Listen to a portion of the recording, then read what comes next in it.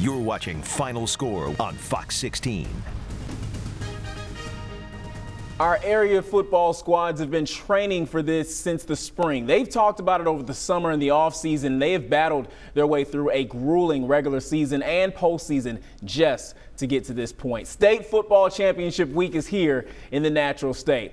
Joining me now tonight here in the studio is our high school football analyst and friend Kyle Sutherland, who hosts the Arkansas Preps Weekly podcast. Kyle, thank you so much, man. It seems like just yesterday you were just here previewing the regular season about to start. I think the only difference is it feels a little bit colder than when I was here in August. But yeah, it's crazy how quick it all goes. You just blink and it's here. So just a couple more weeks left in the 2024 season. Looking forward to breaking it down. Yeah, glad to have you here with us. Well, let's kick things off with the 7A championship between Bentonville and Bryant. The Tigers making the 7A finals for the third straight year, while the Hornets clinch their seventh state championship game appearance in 8 years. And it would have been 8 for 8, Kyle, had it not been for Bentonville beating Bryant in the 7A semis last year. Your thoughts on this matchup? Well, this is the second matchup in 3 years. This was the 2022 7A state championship. And Bentonville, a lot of people forget, they had a scoop and score early, took a lead, and then Bryant scored, 35, 42 unanswered points. But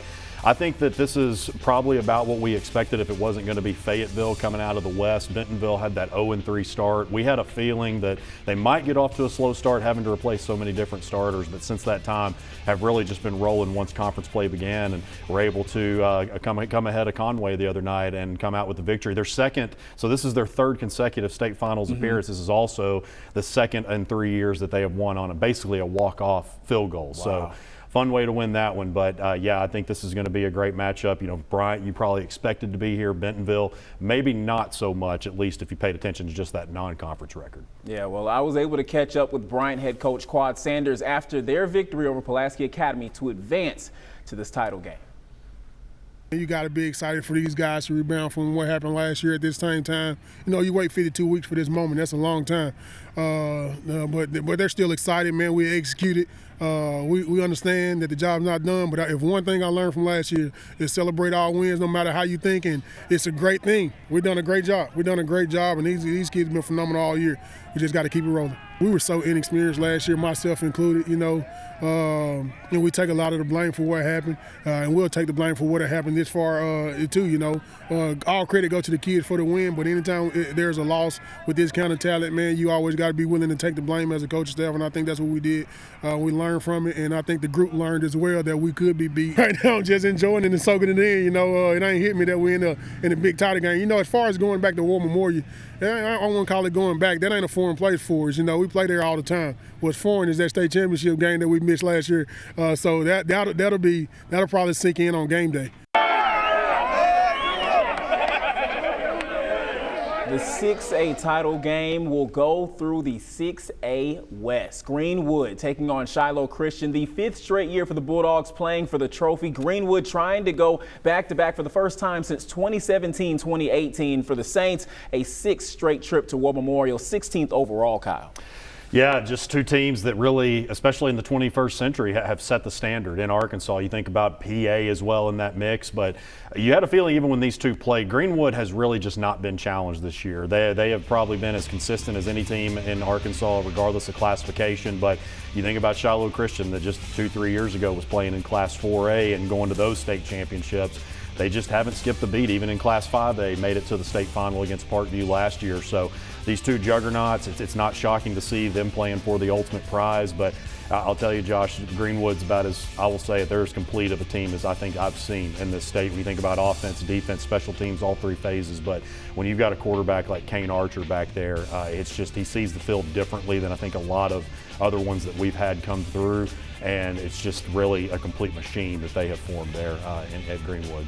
Yeah, and these two have played back in week 4. If you remember, Greenwood won that matchup 28-17. The Bulldogs are obviously heading into this matchup with heavy hearts, and they're going to try to get this win for their former star wide receiver Isaiah Arrington, who tragically lost his life back in October.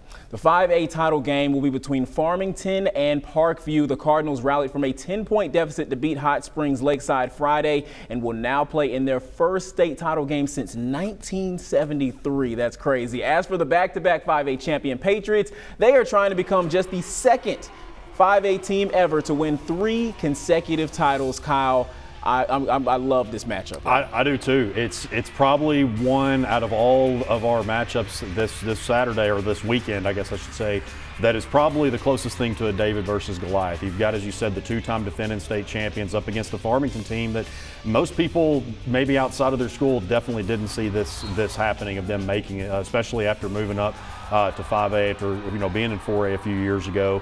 But also, too, the coaching change. Tommy Tice, legend in this state. Now he's got 3. The win the other night over Lakeside, the comeback win, their second straight one, gave him 301 career victories, tying with Mike Malham. Only the 3rd coach all time. That's second all time in state history. He's only the 3rd coach to surpass 300 wins. So that's the thing with Farmington, is they've got really that underdog mentality that Coach Tice has talked about. He said, look, we understand what Parkview is and the kind of team that they are. It's going to take a lot to dethrone the Patriots, who are trying to win their 3rd straight, but it doesn't just start with the Amarian Robinsons, who's been out, the Oklahoma commit. You've got Quentin Murphy, you've got Cam Settles, you've also got some of those underrated guys like Emmanuel Bunting at quarterback and Jermaine Penny that's a D-back and wide receiver. So it just goes on and on with Parkview, but then again, you've got this Farmington team that just pretty much refuses to lose. The unmovable object versus the Cinderella story in Farmington. I love that storyline. And last but not least, we will see East Poinsett County facing off against Conway Christian for the 2A state crown. The Warriors' 2nd straight trip to the 2A final, lost last year to Bigelow. The Eagles are making history, Kyle, with their first ever appearance in the 2A final. How about that? So Conway Christian had trouble really the past few years. They had struggled some, and then right around the COVID times, them and Bigelow started making their trek up across Class 2A. And conference rivals, Conway Christian had a really tough time. Tough time getting over that Bigelow hump. They did that this year. Then you've got an EPC team that, as you said, made it last year, lost a whole lot. Dee Buchanan and Jacob Gaines have really just done a whole lot for the East Poinsett County Warriors this year. And again, like Farmington, probably a lot of people didn't expect to see them in this game. Brandon Powell just done a really great job with that team after they had lost so much from 2024. Oh man, everything is on the line right now, Kyle. We cannot wait to see what happens out on the field come this weekend. Kyle, thank you so much for stopping by, man. Anytime. All right, well, we'll wrap up the show after these messages. You're watching Final Score on Fox 16.